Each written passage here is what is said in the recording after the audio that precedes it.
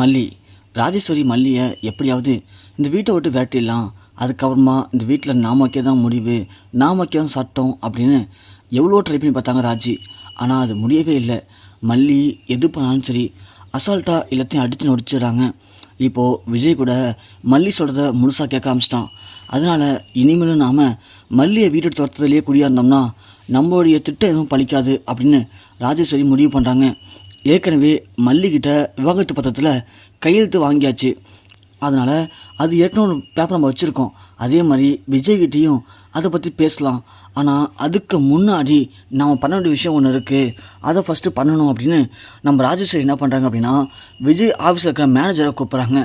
கூப்பிட்டு இது மாதிரி இதுக்கப்புறம் வர கான்ட்ராக்ட் எல்லாத்தையுமே நீங்கள் என்ன பண்ணுறீங்க, கொஞ்சம் கொஞ்சமாக என் பேரில் மாற்றுங்க அப்படின்னு மேனேஜர் சொல்கிறாங்க. மேனேஜர் ஒன்று என்ன மேடம் சொல்கிறீங்க, அப்போது விஜய் சார் மேலே எதுவும் பண்ண வேணாமா, இது விஜய் சாருக்கு தெரியுமா, விஜய் சார் இதை பற்றி என்ன எதுவும் சொல்லவே இல்லையே. இங்கே பாருங்கள் மேனேஜர், நான் சொல்கிறத மட்டும் நீங்கள் கேட்டால் போதும், புரியுதா? நான் ஒன்றும் விஜய் கம்பெனியை மொத்தமாக என் பேரில் மாற்றுங்க அப்படின்னு சொல்லலை. வர கான்ட்ராக்டு அப்புறம் ஒரு சில டீலிங் எல்லாத்தையும் எனக்கு தெரிகிற மாதிரி சொல்லுங்கள், என் பேரில் மாற்றுங்கன்னு சொன்னேன், அவ்வளோதான். கம்பெனியை எப்போ மொத்தமாக என் பேரில் மாற்றணும்னு எனக்கு தெரியும். அதே மாதிரி நான் சொல்கிற பத்திரத்தில் செக்லீஃப்லாம் விஜய்க்கு தெரியாமல் விஜய்கிட்ட வந்து கையெழுத்து வாங்கி கொடுங்க. கொடுத்தீங்கன்னா அப்படின்னா எப்போதும் போல் இதே ஆஃபீஸில் நீங்கள் மேனேஜராக இருக்கலாம். இல்லை அப்படின்னா உங்களுடைய மேனேஜர் பதவி காலி ஆகிடும். அப்புறம் நீங்கள் வீட்டுக்கு போகிற மாதிரி இருக்கும். ஸோ உங்களுக்கு புரிஞ்சுது அப்படின்னா நீங்கள் போயிட்டு யோசிச்சுட்டு எனக்கு கால் பண்ணுங்கள், நான் சொல்கிறத செய்யுங்க. இல்லைனா நீங்கள் எனக்கு கால் பண்ண வேணாம், விஜய்கிட்டையும் பேச வேணாம், அப்படியே போயிடலாம். இல்லை இதெல்லாம் ரொம்ப தப்பு, நான் விஜய் சார்ட்ட சொல்லுவேன் அப்படின்னு விஜய்கிட்ட போய் இது சொல்லணும்னு நினச்சிங்க அப்படின்னா அதுக்கப்புறம் நீங்கள் உயிரோடு இருக்க முடியாது, பார்த்துக்கோங்க அப்படின்னு மேனேஜர்கிட்ட பேசி அமுச்சுட்றாங்க. மேனேஜரும் எதுவுமே பேசாமல் சரிங்க மேடம் சரிங்க மேடம் சொல்லிட்டு அமைதியாக அங்கேருந்து கிளம்பிடுறாரு. இதை நம்ம ரஞ்சிதா பார்த்துறாங்க. ரஞ்சிதாவுக்கு செம்ம அதிர்ச்சி. ஏன்னா ராஜியம்மா நமக்காக தான் இந்த வீட்டில் இருக்காங்க. ராஜியம்மா பொறுத்த வரைக்கும் நம்மளுடைய திட்டமும் ராஜியம்மா திட்டமும் ஒன்று தான். ரெண்டு பேருமே மல்லி இந்த வீட்டோடு துரத்திட்டு மாமா கூட என்ன சேர்த்து வைக்கணும், அவ்வளோதான். இதுதான் ரஞ்சிதாவோட திட்டம். ஆனால் ராஜி என்ன பண்ணுறாங்க, மல்லி தோட்டத்து ஒரு பக்கம் இருந்தாலும் சொத்து எல்லாத்தையும் தான் பேரில் எழுதிக்கணும் அப்படின்னு ராஜேஸ்வரி போட்ட திட்டத்தை பார்த்து ரஞ்சிதாவுக்கு பேச முடியல. ரஞ்சிதா பார்த்ததை ராஜும் பார்த்துறாங்க. ரஞ்சிதா வா, ரஞ்சிதா உள்ளே வா, ஏன் அங்கேயே நிட்டேன், உள்ளே வா அப்படின்னு கூப்பிட ரஞ்சிதா எதுவும் பேசாமல் அமைதியாக வராங்க. உடனே ராஜேஸ்வரி ரஞ்சிதா உட்கார வச்சு, என்ன ரஞ்சி ஏன் ஒரு மாதிரி இருக்க, ஓ மேனேஜர்கிட்ட பேசலாம் காலை வாங்கிட்டியா, இங்கே பாரு ரஞ்சிதா, இந்த ராஜேஸ்வரியோட உண்மையான முகமே இதுதான். நான் இந்த வீட்டில் மல்லி துரத்திட்டு ஒன்று கல்யாணம் பண்ணி கொடுக்கணும்னு ஆசைப்பட்டேன். ஆனால் அது இப்போ நடக்கிற மாதிரி தெரியல. அதுதான் நான் என்ன பண்ணிட்டேன், இந்த விஜய்கிட்ட எல்லா சொத்துமே இருக்கிறது தானே அவன் ஓவராக ஆடிக்கிட்டு இருக்கான், நம்ம பேச கேட்க மாட்டான். அதுக்காக தான் விஜய்கிட்ட இருக்கிற எல்லா சொத்தையும் பிடுங்கி இது எல்லாத்தையும் ராஜேஸ்வரி கன்ஸ்ட்ரக்ஷன் அப்படின்னு மாற்றிட்டோம்னு வச்சுக்கேன். அப்போ விஜய் என்ன பண்ணுவான், விஜய்கிட்ட எதுவுமே இருக்காது. விஜய்கிட்ட எதுவுமே இல்லைனா அந்த மல்லி ஆட்டோமேட்டிக்காக இங்கேருந்து ஓடிடுவா. ஏன்னா மல்லியை பொறுத்த வரைக்கும் பணம் காசு தான் முக்கியம். மல்லி போயிட்டானா அப்புறம் விஜய் தனியாக தான் இருப்பான். அப்போது நான் உன்னை விஜய்க்கு கல்யாணம் பண்ணி வச்சுருவேன். அதுக்கப்புறம் சொத்தை எடுத்து விஜய் பேரை மாற்றிக்கலாம் நினச்சிதான், அவ்வளோதான், வேற ஒன்றும் இல்லை. நீ எதுவும் தப்பாக நினச்சிக்காத, இதுதான் என் திட்டமே. ஸோ என்னுடைய உண்மையான திட்டமே ஒன்றை விஜய்க்கு கல்யாணம் பண்ணி கொடுக்கணும், அது மட்டும்தான் அப்படின்னு ராஜேஸ்வரி சொல்கிறாங்க. இருந்தாலும் ரஞ்சிதாவுக்கு உள்ளுக்குள்ளே ஒரு சந்தேகம் இருக்குது. நாம் இத்தனை நாளாக ராஜ்யம்மாவை எப்படி பார்த்தோம், ஆனால் ராஜ்யம்மா அப்படியே டோட்டலாக வேறு மாதிரி இருக்காங்களே. இவங்க அடிக்கடி சொல்லுவாங்கள்ல, இந்த மல்லி சொத்துக்காக தான் இங்கே இருக்கா, சொத்துக்காக தான் இங்கே இருக்கான்னு சொல்லிட்டு. ஆனால் இப்போ தான் புரியுது, மல்லி சொத்துக்காக இங்கே இல்லை, ராஜியம்மா தான் இங்கே சொத்துக்காக இருக்காங்க. அப்போ ராஜிமா கனடாவில் என்ன பண்ணுறாங்க, கனடாவில் அவ்வளோ பிஸ்னஸ் இருக்குது அப்படிலாம் மாமா சொன்னாரே. ஆனால் இவங்க என்னன்னா மாமாட்ட இருக்க சொத்து எல்லாத்தையும் அவங்க பேரில் மாற்றணும் அப்படின்னு இவ்வளோ குறிக்கோளாக இருக்காங்களே. இது சரியாக தவறா, இல்லை நம்ம மாமாட்ட சொல்லிடலாமா இதை பற்றி, நாம் ஆசைப்படுறது ஒன்று, ஆனால் லாஸ்ட்டில் நம்மளுடைய ஆசை நிறைவேறும்போது மாமா கிட்ட ஒரு சொத்துமே இல்லைனா அது எப்படி நல்லாவாக இருக்கும் அப்படிங்கிற மாதிரி ரஞ்சிதா செம குழப்பத்தோடு இருக்காங்க. இன்னொரு பக்கம் இங்கே விஜய் மல்லிகிட்ட பேசும்போது மல்லி சொல்கிறாங்க, இந்தாங்க விஜய் காஃபி குடிங்க. அப்புறம் உங்கள்கிட்ட ஒரு முக்கியமான விஷயம் சொல்லணும்னு நினச்சேன். எனக்கு இப்போது சம்மதம் தான் விஜய், ஆனால் உங்களுக்கு சம்மதம் அப்படின்னா சொல்லுங்கள், நான் கையெழுத்தை போட்டு கிளம்பிகிட்டே இருக்கேன். மல்லி நீ என்ன சொல்கிறேன்னு புரியல மல்லி. அதுவா விஜய், டிவோர்ஸ் பேப்பரில் உங்கள் அக்கா கையெழுத்து கேட்டாங்க, நான் கையெழுத்து போட ரெடியாக இருக்கேன். ஆனால் நீங்கள் ஒரு வார்த்தை கையெழுத்து போடு மல்லின்னு சொல்லிட்டீங்கன்னா கையெழுத்து போட்டு கொடுத்துட்டு நான் போயிட்டே இருப்பேன், அதுக்கப்புறம் இங்கே இருக்கவும் மாட்டேன், யாருக்கும் இழந்தலாம் இருக்காது அப்படின்னு சொல்லிட்டு மல்லி போகிறாங்க. விஜய்க்கு ஒன்றுமே புரியல. என்ன இது டிவோர்ஸ் பேப்பர் அக்கான்னு சொல்கிறா, அக்கா எதுக்கு மல்லிகிட்ட போய் டிவோர்ஸில் கையெழுத்து வாங்க போகிறாங்க, அதுவும் இல்லாமல் நான் அக்காட்ட சொல்லவே இல்லையே, இவன் என்ன உளறிட்டு போகிறா, ஒருவேளை வந்து தப்பாக பேசுகிறாளோ அப்படின்னு யோசிச்சுட்டு இருக்கும்போது இங்கே வெண்பா வராங்க. டாடா, நீங்கள் பாபு அங்கிளை பார்க்க போகிற மாதிரி இருந்தா என்னையும் கூப்பிட்டு போங்க டாடா, நானும் பாபு அங்கிளை பார்க்கணும் அப்படின்னு சொல்ல டாடா இங்கே யோசிச்சுட்ருக்காரு. டாடா டாடா என்ன யோசிக்கிறீங்க? ஒன்றும் இல்லைடா வெண்பா குட்டி, சொல்லுமா என்னாச்சு?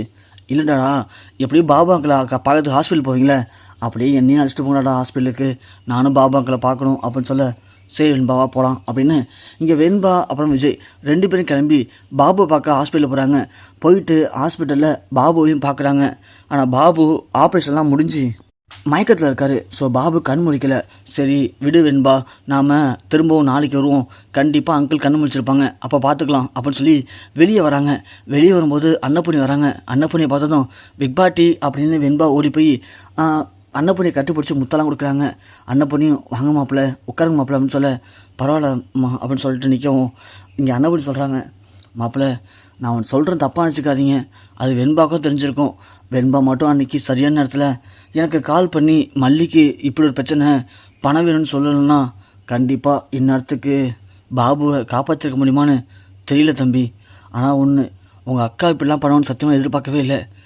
திரும்பவும் ஆரம்பிச்சிட்டிங்களா? எதுக்கு அடுத்தாலும் எதுக்கு எங்கள் அக்காவே இருக்கிறீங்க? எங்கள் அக்கா என்ன பண்ணாங்க? அவங்களுக்கு இந்த விஷயமே தெரியாது. தெரிஞ்சிருந்தால் கண்டிப்பாக அவங்களே பணம் கொடுத்து உதவி பண்ணியிருப்பாங்க. அவங்களுக்கு தெரியாதனால தான் அதெல்லாம் பண்ண முடியல. நீங்கள் அதுக்குன்னு அவங்களை தப்பாக புரிஞ்சுக்காதீங்க.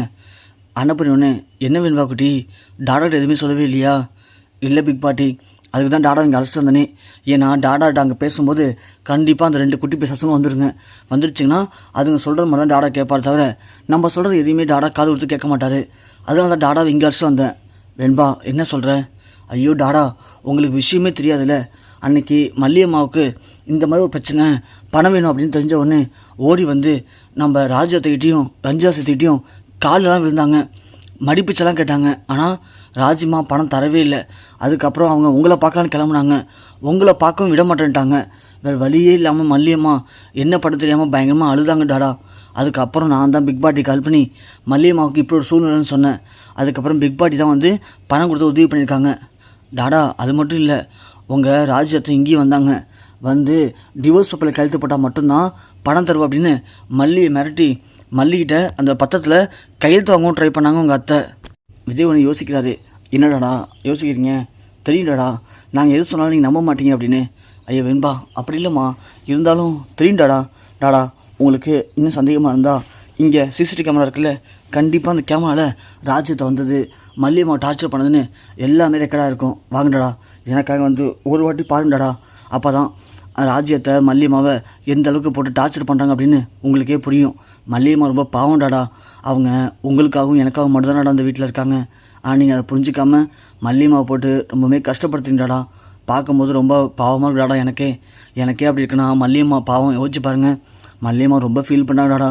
ப்ளீஸ் டாடா, மல்லியம்மா மட்டும் இந்த வீட்டோடு போயிட்டாங்கன்னா கண்டிப்பாக என்னாலையும் சரி உங்களாலையும் சரி நிம்மதியாக இருக்க முடியாதுடாடா. ப்ளீஸ் டாடா வாங்க டாடா அப்படின்னு வெண்பா அழைச்சிட்டு போயிட்டு அன்னப்பொண்ணி வெண்பா 2 பேரும் அந்த ஹாஸ்பிட்டல் மேனேஜ்மெண்ட்டை போய் பேசுகிறாங்க. முதல்ல அவங்க ஒத்துக்க மாட்டாங்க. அதுக்கப்புறம் எவ்வளவோ பேசி கஷ்டப்பட்டு அந்த வீடியோவை எடுத்து பார்க்குறாங்க.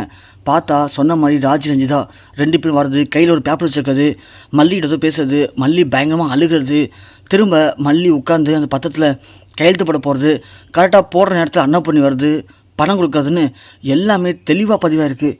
அதை பார்த்தோன்னே விஜய் செம்ம ஆத்திரப்படுறாரு. ஒரு பக்கம் தான் அக்கா மேலே கடும் கோபம், இன்னொரு பக்கம் மல்லி அழுததை பார்த்து அப்படியே விஜய் மனசு துடிக்குது. மனசு அப்படியே உருகி போயிடுச்சு. மல்லி எப்படிலாம் அழுவிட்ருக்காங்க அக்கா, எதுக்காக இப்படி பண்ணுறாங்க? மல்லி மேலே நாம் தான் இத்தனை நாளாக கேவலம் வெறுப்பை காட்டிட்டோமோ? அப்போது இவங்க எல்லோரும் சேர்ந்து மல்லியை இவ்வளோ டார்ச்சர் பண்ணியிருக்காங்களே, பாவம் இல்லையா மல்லி அப்படின்னு விஜய் மனசுக்குள்ளே ஒரு இனம் புரியாத ஒரு பாசம் வெளிப்படுது. அப்படியே விஜய் கண் கலங்குறாரு. விஜய் கல்லுன்னு தண்ணியாக உழுவுது. உடனே மல்லி கேட்குறாங்க, என்னடாடா ஏன் அழுகிறீங்க? நான் தான் சொன்னேன்டாடா, நீங்கள் அதிகமாக ராஜ்யத்தை தான் நம்புறீங்க தவிர மல்லியம்மா நம்பவே இல்லை டாடா.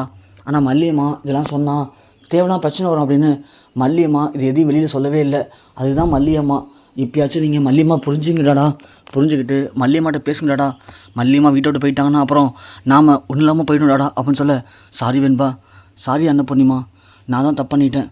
நான் தான் எல்லாத்தையும் தப்பாக பார்த்துட்டு தப்பாக புரிஞ்சுக்கிட்டு மல்லி ரொம்பவே கஷ்டப்படுத்திட்டேன். இனிமேல் என்னால் மல்லிக்கு எந்த பிரச்சனையும் இருக்காது, என்னை மன்னிச்சிருங்க அப்படின்னு விஜய் மனசார மன்னிப்பு கேட்குறாரு.